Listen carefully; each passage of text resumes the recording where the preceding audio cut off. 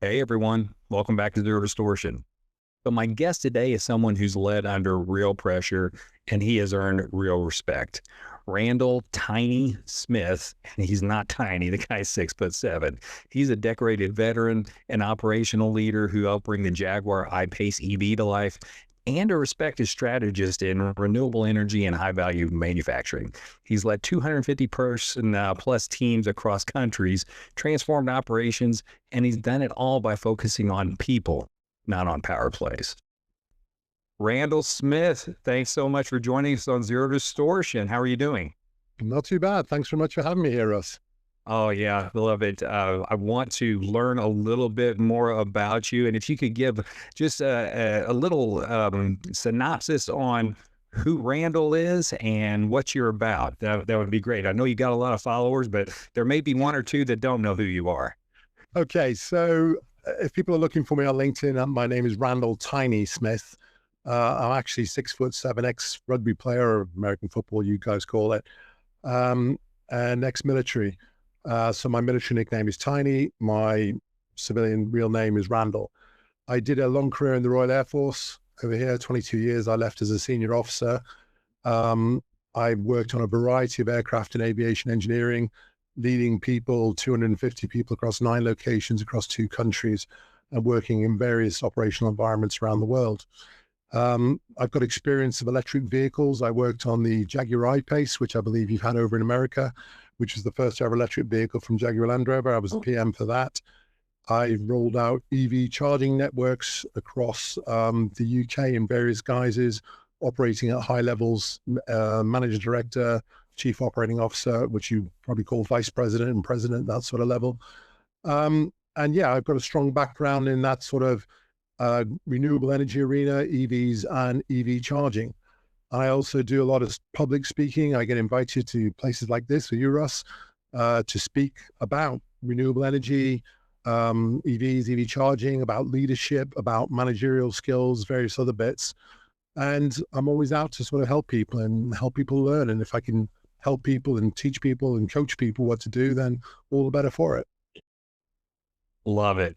I love it. I can definitely relate to the clean energy and the EV charging and driving EVs. I'm in that world for sure. So I think that's probably where we were connected. I would say years ago is in the clean energy space. So appreciate all your work there. I'm really interested in your view on leadership, which is so important. And being in the military, I'm sure that shaped a lot of things for you. So can you talk a little bit about your views of leadership, what you like, what you don't like, and those types of things? I think leadership is a very interesting one. And one of the things I always say to civilian companies is if the proverbial hits the fan, so to speak, you call the police.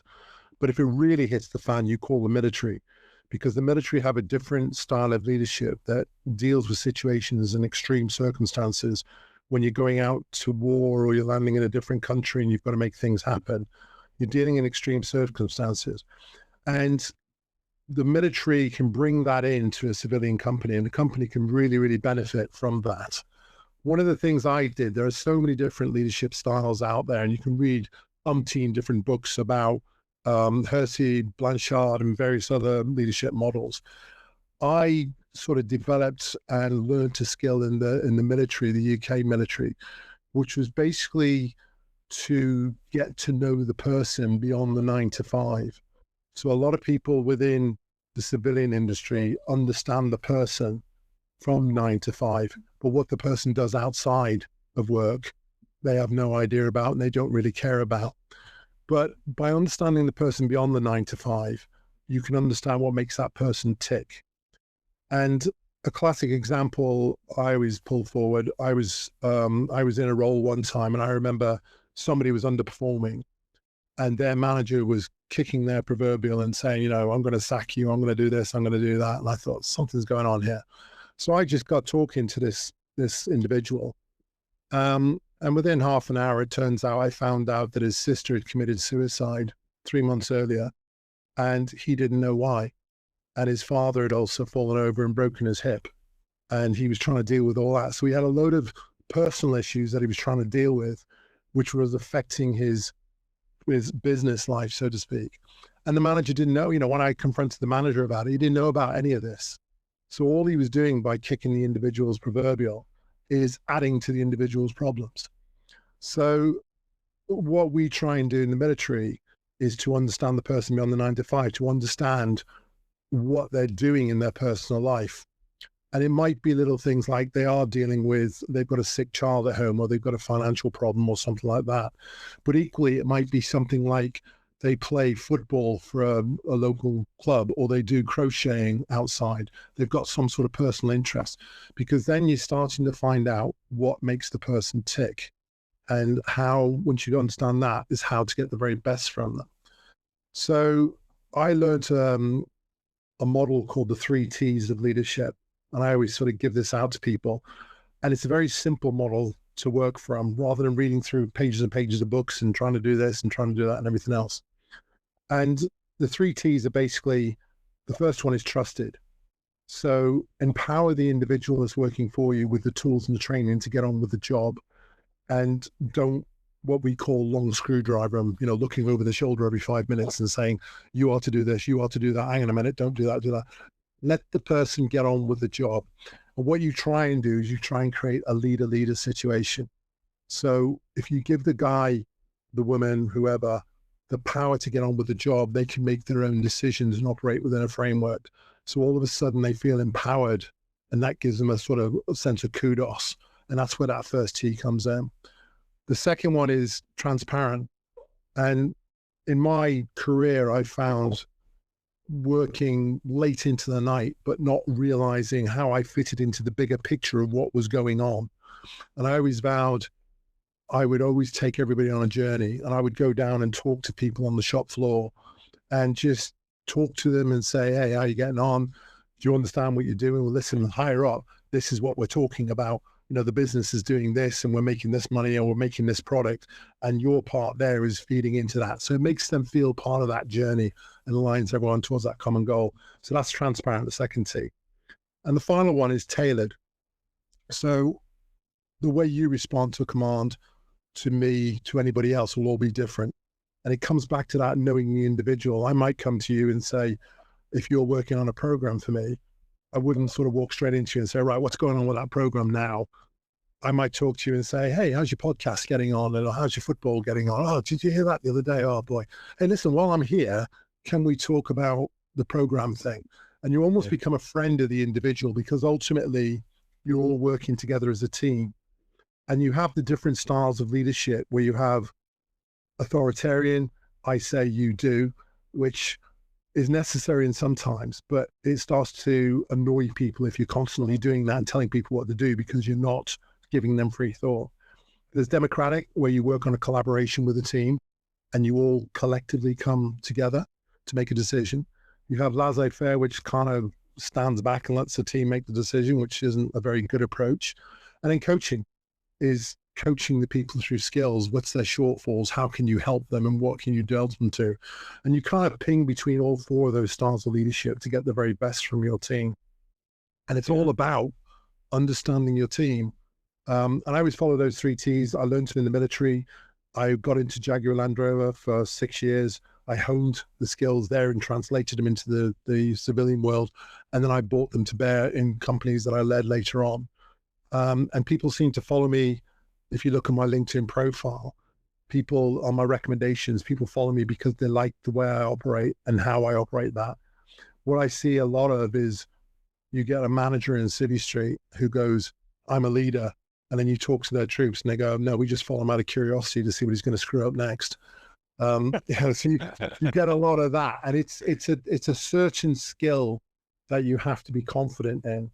And it's something that can be learned, and you have to be confident in what you're saying. I know you were talking about podcasts and helping younger members and this sort of stuff, and the leadership style and helping them through. And it's just teaching people those skills, how to understand people, how to work with people, because ultimately it's your team. You're the figurehead at the top.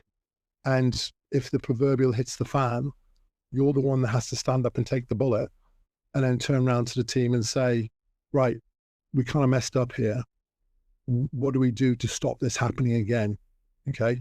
Because you can be sure as eggs, if I turn around and rip the guy's head off for messing up, he will go and tell everyone else. And all of a sudden that communication line, that middle T, transparency, shuts down. And all of a sudden you don't know what's going on. So it's working with the teams, it's getting into the heads, understanding what makes them tick, and then taking them on this journey to, achieve the goals of the company and make the company a better place. That's a lot of great information. There's so much there to unpack, Randall. And the one thing that really stood out to me, because I was talking with, actually had a podcast with another gentleman who came out of the military, and I asked him, when, as far as leadership, what really stands out to you that you learned while being in the military? And he said something that is spot on with what you were saying. He used the word empathy, and he said, understanding what people are going through in their personal lives. He says, you don't have to get in and, read their diary or anything like that. He says, but understanding everybody's a person, right? We've all got things going on. When you're in the military or at a job or working as a volunteer or whatever you're doing, that's just one part of your life, and you've got other things going on. And your point with the example of the person who had a few tragedies going on in their life and they were underperforming, yeah, that stuff can happen. And I've had my share of personal issues to deal with. I think everybody has. And I can look back and realize, okay, I had some great coworkers and some great bosses that maybe understood those things. And once I got on the other side, it made me want to work that much harder for them, right? Yeah. And we've all been there. I mean, it's the old adage: a problem shared is a problem halved. So if you share your problem, it's sort of halved, and somebody else is taking that thing. And the other thing you got to understand with the individual is somebody may tell you a personal problem, like they've got a financial problem or something, but they don't really want it broadcast to the team. So rather than standing up with the team and going, you got everyone there, hey, Joe, how are you getting on with the financial issue? It might be something discreet that you're talking to him as a one-to-one on the side. You're his confidant that you're sharing the problem with. And you've got to look at it from the military side as well, why we drive that sort of empathy approach. Because in the military, it's all about weapons and guns and aircraft and everything else. And what you don't want is somebody who's having mental health issues, suffering with big problems at home, and then you give them a gun, and then you say, go and stand on the gate, or go and fly that £30 million or $30 million aircraft, across the sea or something. You don't want someone with all this emotional baggage on, and then do that to them and put more pressure on them.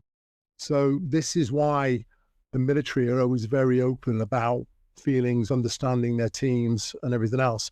One of the things that you've got to understand with teams is, as a leader, you're always taught to look after your assets, and that will be equipment and finances and all that sort of business.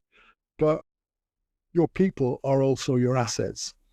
And the unique thing with people is that they can bite. So if you screw up and mess up, they can mess your career up as well. So you've got to work with them and make them a viable asset for you.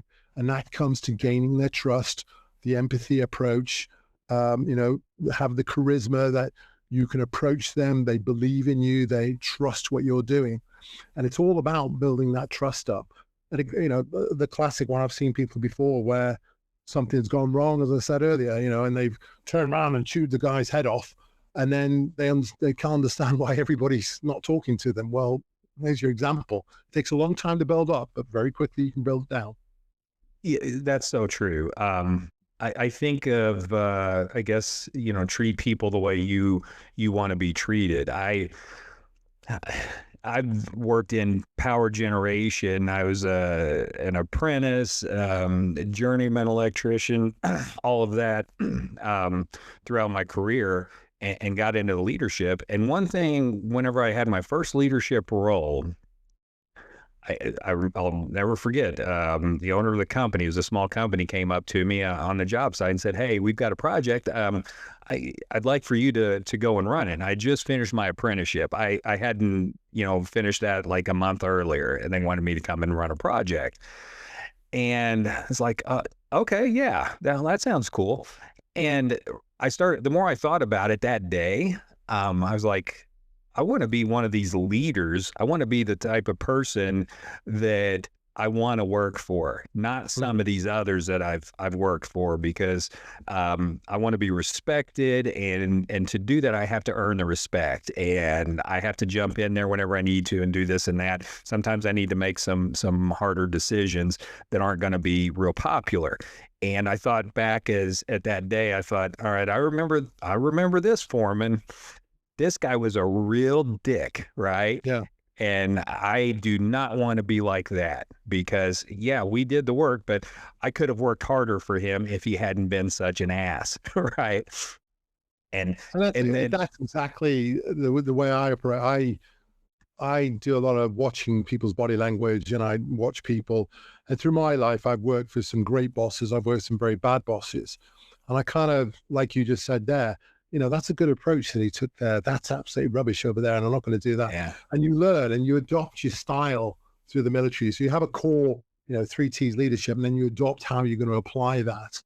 right. And you learn all the time. It's not, leadership isn't something I find you can get from a book.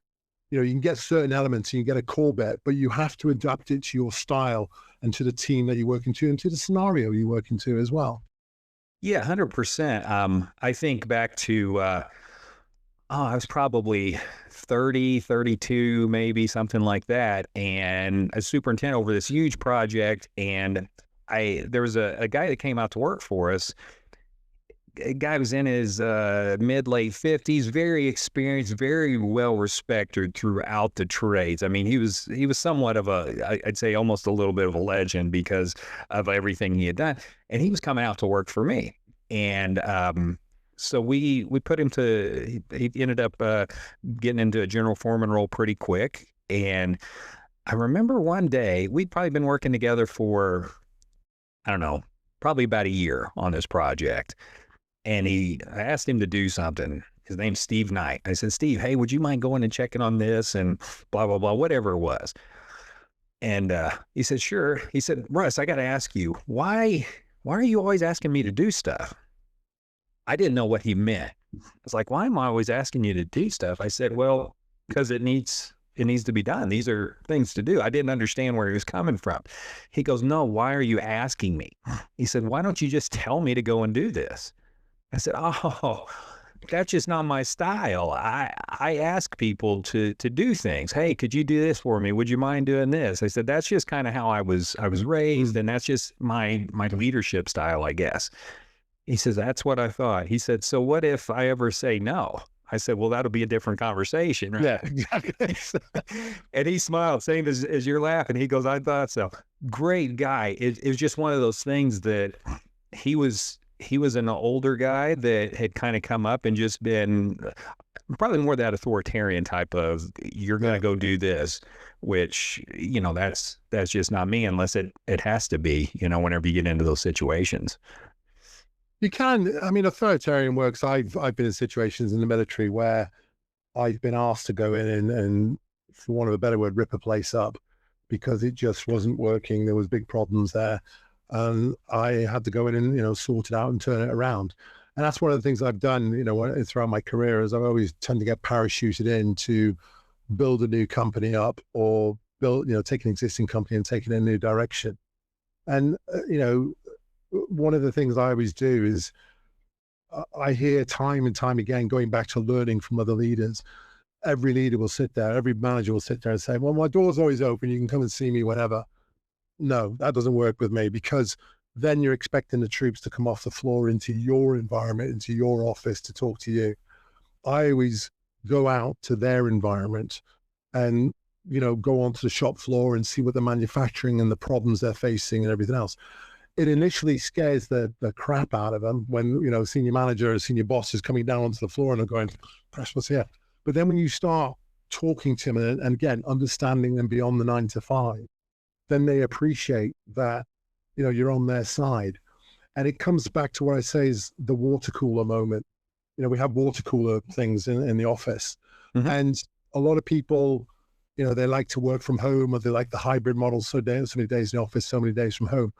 But there's a lot of stuff you pick up in a casual conversation at the water cooler that you wouldn't pick up in a Teams chat, or if you're working from home or a hybrid. Right. So going out and talking to the people on the shop floor, one, it teaches me about the job that they're doing. And two, I can pick up on all sorts of stuff that they're talking about, and, what their problems are, and if they've got problems at home or something like that. And then you can know about it. And the other thing he always taught me was, when my teams come to me and saying, hey, boss, we can't do this because of X, Y, Z, I know exactly what they're talking about, X, Y, Z, because I've been there, I've seen it, I know what they're going through to that. And likewise, when I'm talking to clients, I can say, yeah, when the guys come through, they do this and they do X, Y, Z, and this is quite a tough bit, but the guys are professional and they get it done. So it's all about getting out, knowing the people, almost becoming their friend, but, keeping that line that ultimately I'm the boss. If the bullet comes in, I'm the one that stands up and takes it. And then we'll try and sort it out later on. I've seen so many managers, the bullet comes in and they're like, nope, it's nothing to do with me. It's it's a team. And you're going, yeah, it's from a team. You're responsible for him. No, his name was Johnny. No, hang on a minute. I've got a story that comes to mind on that, where I was a foreman, and a long story, but there was some overtime that my crew was scheduled to work, and then there was another crew where basically the other foreman was a suck ass and talked to the supervision into letting his crew do it, but they were still going to need me there to lead because their foreman didn't know what to do. They're like, no, forget it. I was sticking up for my crew. I could have went in and made the money, right? But that wasn't right for the crew. I ended up getting a few of the crew to be able to come in and work. And, they took the role that I was going to be playing. But yeah, there's not as many people that seem to want to stand up and do the right thing. And that's part of leadership. We're seeing a lot of that here in the U.S. I won't get into the politics too much, but we're seeing a lot of that where people aren't standing up. There's a lot of fear these days. But I think tying back into work and military and stuff, I guess there's a lot of fear all the time, and you either have to overcome it or not. And maybe that's what determines what kind of person, a guy, girl, whatever has to make that decision is. Sometimes, yeah, it's a fine line, because people, we've got a tough jobs market at the moment. So if people lose their job, then they really got a problem trying to sort of get back into it. But there's ways and means of tackling a situation. If somebody just comes up to me and says, no, we're not doing that, then that's a kind of different conversation in terms of, why. But if you come to me and say, listen, we can't do that because of ABC, but I think we could do this because of EDF, then it comes back to the military adage. Another thing we say is, don't bring me a problem, bring me a solution. Because if I'm, when I had 250 people working for me across all these locations, I'm in every one of their reporting chains pretty much to decide whether they're going to get promoted or not, right? Or put them forward for promotion. So if they're thinking at the next higher level and bringing me a solution and saying, hey, boss, we can't do this, but I've got this solution. You okay? And I'll just go, yeah, crack on. Then that proves to me that they're thinking on the higher level and stands better to me. I've seen coming back to Civvy Street, I've seen a few people where they've got a problem, but then they say, well, I've told my boss, so therefore it's no longer my problem anymore. And I'm like, well, hang on a minute, don't abdicate. Why don't you try and solve it yourself? Develop a solution. It's just sort of thinking outside the box, trying to do the job, trying to do the best you can. I see that from time to time where I won't say it's super common, but I won't say it's uncommon either, where somebody will say, hey, there's a problem. That's not my job. My job is to do this. So here it is. And I don't know, maybe in some instances that is correct. But to your point, I I always think a little bit more, probably a lot more of the person who says, "Yeah, here's a problem. We could maybe try this," or "I'm not sure. Let's figure it out," because some solutions don't just pop up. You know, some things aren't super obvious. So yeah, I've run into that. I'm also interested to hear your take. I'm thinking of one story where there was an electrician. Um, Really hard worker. He would just get in there and work, work, work. And I was a superintendent, and there was a project where he was foreman, which didn't surprise me. I thought he would, you know, this is a hard worker. Typically, the hard workers are elevated up into those supervisory roles, and that's what happened with this guy. And his supervisor was out one day, and I was out checking. Well, same as you, I'd like to go out and walk the projects and stuff. So I would do that a few times a day. I'm out walking. It was obvious something was wrong. Something was not going very well. So I went in and I started helping, and I was like, wow, this is a total cluster. What? How are we not getting this stuff right? What's this and that? And so I pulled this guy aside and I just asked him, I said, "Hey, do you not want to be in supervision?" And I was kind of being facetious because I was like, everybody wants to be in supervision. And he said, "No, not at all." I said, it surprised me. I had the same look that you just gave. Yeah. Why you don't? He says, "No." I said, "How come you're running a crew then?" They just told me I was doing it. They just said, "Hey, you're going to be the foreman." I said, "So nobody asked you if you wanted to do this. They just told you?" And he said, "Yeah." But you don't want to." He said, "No." He said, "I just want to work." He said, "That's what I want to do." I said, I've "Got known it." people like that before. They just don't want to get involved with the politics and the managerial levels and everything else. And they're quite happy to be that supervisor, but they don't want to step up into managerial roles. He just And wanted to be a worker bee, right? yeah, And that was fine. I said, "I got it. Let's get you through this. Keep working with me. I'm going to help you. We're going to get you through all of this." He didn't want the stress or anything or whatever it was. He didn't want to do it. And I said, we'll get you through this and I'll correct it. And you won't have, if you don't want to be that leader, that's okay. We need people to actually, you know, put the work in too. So that yeah. was fine. Have you run into that from time to time? Yeah, yeah. I mean, as I say, I met people who just wanted to keep turning the spanners on an aircraft. They didn't want that sort of, managerial role and getting involved with all the politics of that. It was too much stress for them. Likewise, I've seen guys who turn the spanners who were very, very good at directing other people, even though they didn't have that supervisory position. They were very good, and other people followed what they did, and gradually you sort of push them up into the managerial ranks, and they're high flyers. So everybody's sort of got a ceiling where they operate to.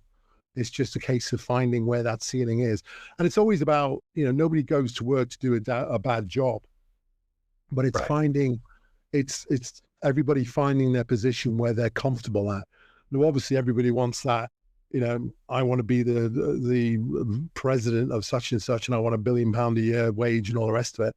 Not everybody can do that. That's why you have a pyramid, in a Right. company. So you have the CEO at the top, or the president, and everybody coming down. Some people do it, some people don't. It does take pretty big skills to sort of work at that sort of level, and that's why they get paid the big dollars and everything, the big bucks, to do Yeah. that. But that position comes with a lot of stress.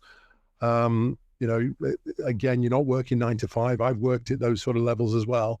And you're not working 9 to 5. Very often you're working through the weekends and late into the night, and then you're traveling the next day to somewhere, and it sounds grand, but it's a lot of hard work and a lot of responsibility when it goes wrong. So Yeah, it all looks great, right, from the outside, but people don't know about the sleepless nights or whatever. I was doing some laborious work around the house the other day, and I was just enjoying it. I'm like, I don't have to think too much. I'm going and doing this, and wow, this is different. I haven't done this for a while.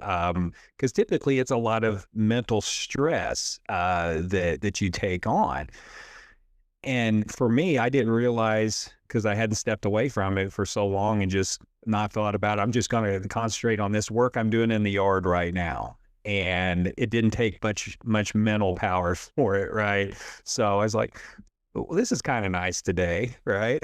I kind of enjoy it.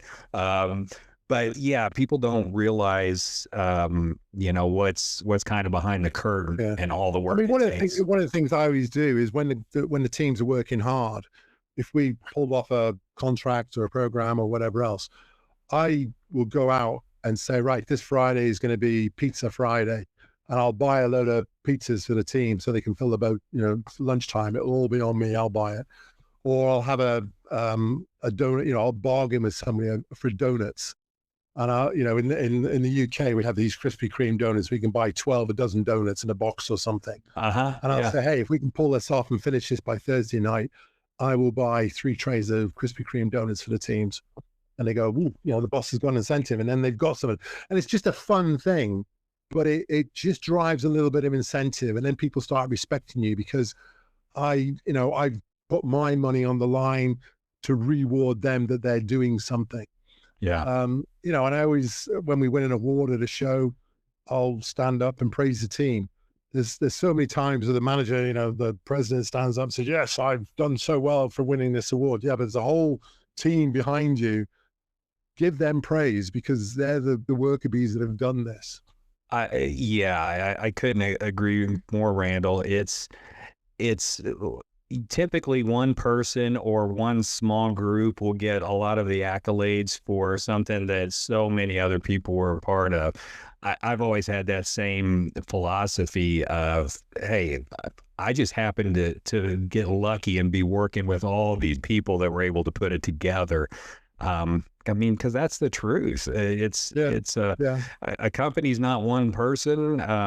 It takes a lot of folks to make things happen. So absolutely. Let me ask you, I know we're getting close on time here, but with regards to leadership, what is like the one thing that really sticks out from your experience, your time being a leader, what you've learned from others, as far as like, here's one definite must have for a leader, and whether it's been back in the past or today or even in the future, what's one of those staples that you would point to? I think that there's 2 elements really. One of them is confidence. So believe in your own capabilities, and you have to have that confidence in order for other people to respect you. If you go in all meek and mild, that people might take advantage of it and go, hang on, is he our boss? Does he really know what he's on about? So having the confidence to carry out and having the courage of your convictions, we call it. So standing by your word and believing in what you say.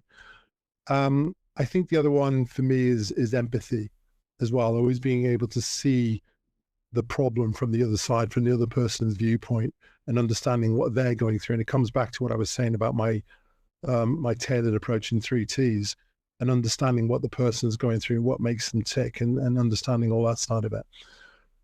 And if you have those 2, to me, that is a sort of good foundation for a leader, because you're going to screw up, you're going to make wrong decisions.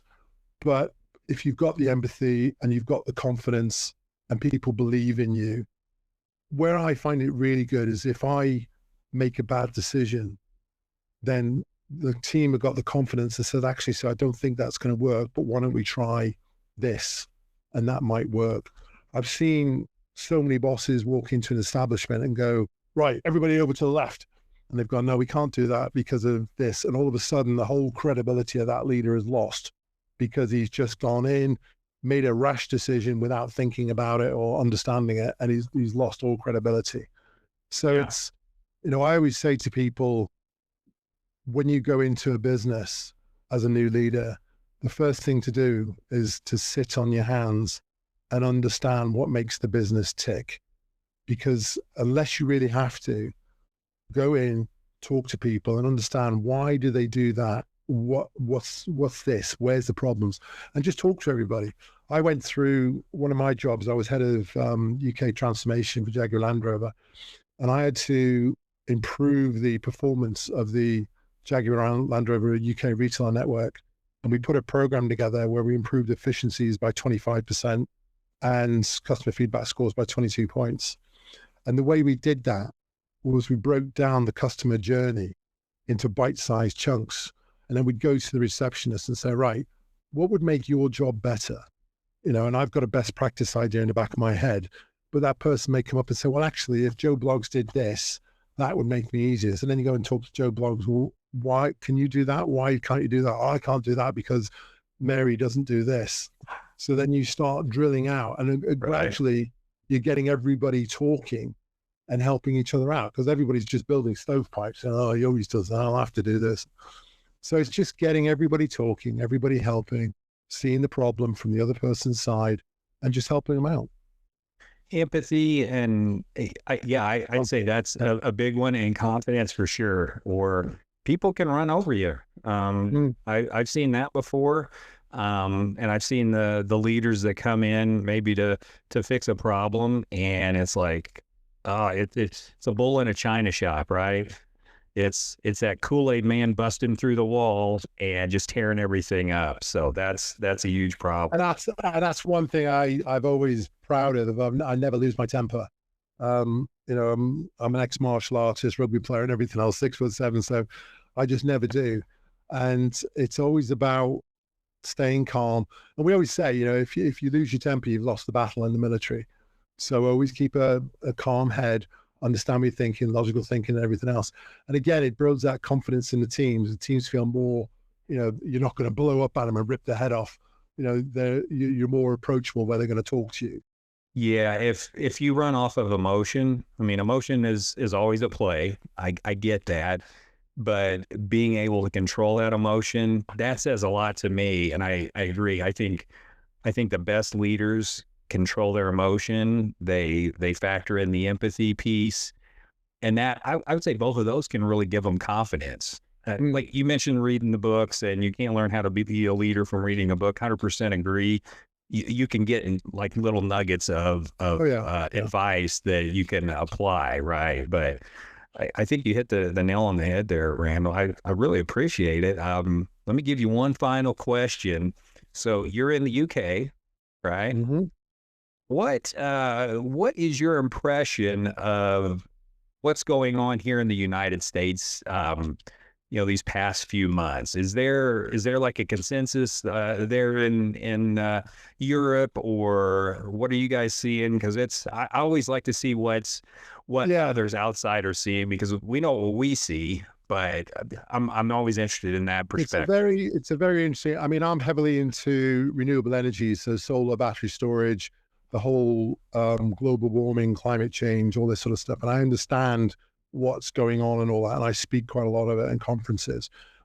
You've got Trump in, who's running things like a business. So, he's pulled America out of the Paris Agreement, 2015, global warming. He pulled it out. He pulled you out. Biden put you back in. Trump's pulled you out again. He's got his drill baby drills. So the rest of the world is trying to move away from fossil fuel usage, oil and gas. Trump's trying to put you back in there.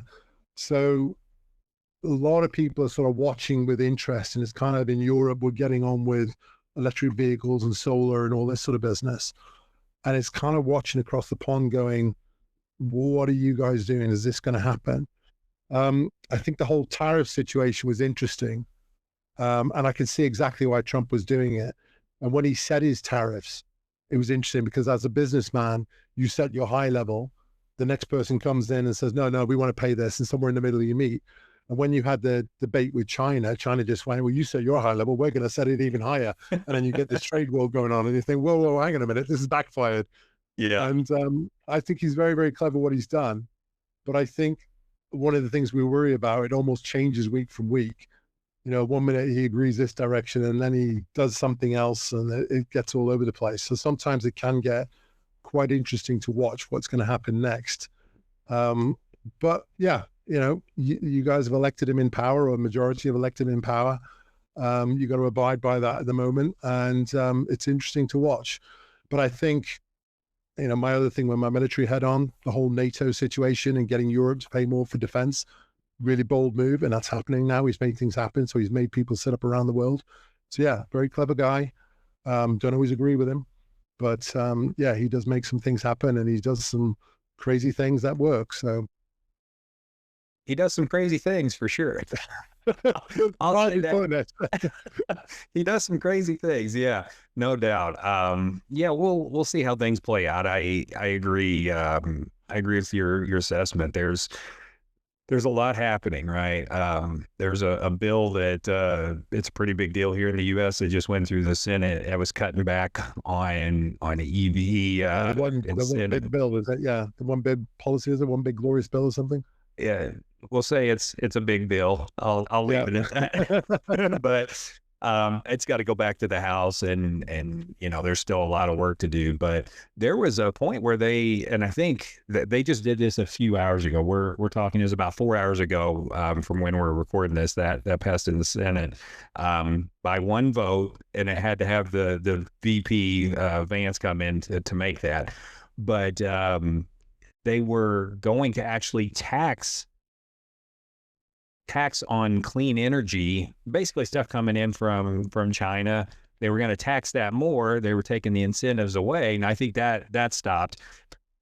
The other thing I heard was in there was more subsidies for fossil fuels. So they were going to give them more handouts, so to speak. I don't know if that's in there or not. I haven't seen it at this point. I'm watching that because one of the companies I'm working with at the moment has got a few solar solar farm fields out in Nevada. And obviously all this is sort of playing into that and how that's working. So I'm sort of watching that closely, where that's going. I mean, some of the things, is the tax situation, is one thing, but then the tariff situation has created other opportunities within that for that. So yeah, it's interesting. But I think the other thing as well is things aren't going to change overnight. And I think a lot of Joe Public in America was sort of, Trump's going to get in, and there's going to be 1 billion jobs overnight, and we're all going to do that. But it's going to take time to build the industry up because you've now broken away from Europe and that. And I think, make America great again, give it time. And I think, that's going to be a real standpoint there, and see how it goes. So, Yeah, it's interesting to watch from across our side of the pond, so to speak. Never a dull moment. And I really like boring and dull moments. So yeah, a lot happening. Randal, I really appreciate your time. What's the best way for folks to reach out to you? I know you've got a huge following on LinkedIn. Yeah, That's so really I've got about 18,000 followers on LinkedIn. But if you look for Randal Tiny Smith, and so I put both on because obviously the military find me as well as civilian. By all means, connect up to me on LinkedIn. I'm very active on LinkedIn. I do a lot of posting and writing. A lot of people follow me. I get some posts that go viral because I write about clean energy, about leadership, about all sorts of topical things that are going on at the time. And if people want to reach out to me, by all means, follow me, connect to me, drop me a DM. Happy to have a chat. No problem at all. Awesome. Well, I know you're easy to find on there. Like I said, that's a ton of followers. So well done. And thanks for all your work and for taking the time to speak with us here on Zero Distortion. I really appreciate it. Been an absolute pleasure, Russ. Thank you so much for having me. All right. Catch us on the next one. Thanks. Cheers.